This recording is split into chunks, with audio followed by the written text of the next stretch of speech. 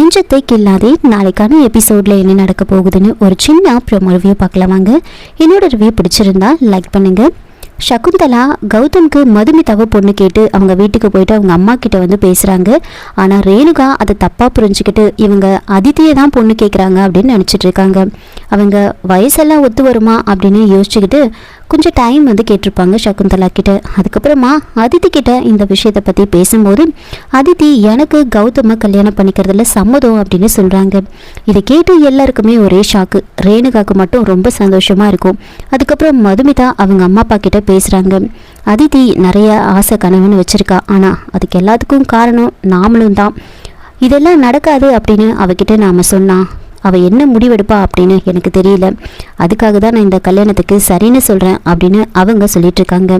அதுக்கப்புறமா மதுவோட ஃபேமிலியிலேருந்து எல்லாருமே வந்து கௌதமோட வீட்டுக்கு வந்து போகிறாங்க. ஆனால் மது மட்டும் அவங்க கூட வந்து போயிருக்க மாட்டாங்க.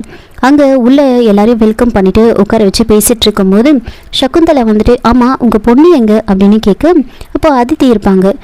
பொண்ணா இதோ வந்திருக்காளே அப்படின்னு சொல்லி அதித்தியை காமிக்கிறாங்க. நான் இவங்கள கேட்கல, உங்கள் பெரிய பொண்ணு மதுமிதா எங்க அப்படின்னு கேட்குறாங்க.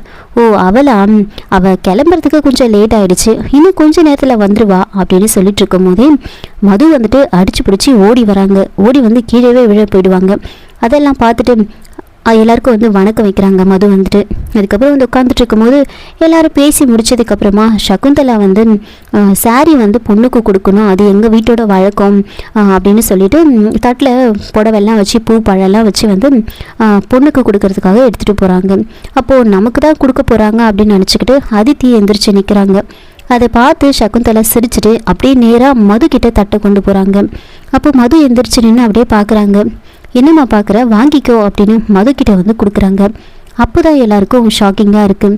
மதுவோட அம்மா அப்பான்னு எல்லாரும் ரொம்ப ஷாக்கிங்காக பார்த்துட்டு இருக்காங்க. இதோட இந்த ப்ரோமோ வந்து முடிச்சிருக்காங்க. என்னோட ரிவ்யூ பிடிச்சிருந்தா லைக் பண்ணுங்கள், மறக்காமல் சப்ஸ்கிரைப் பண்ணுங்கள். தேங்க்யூ.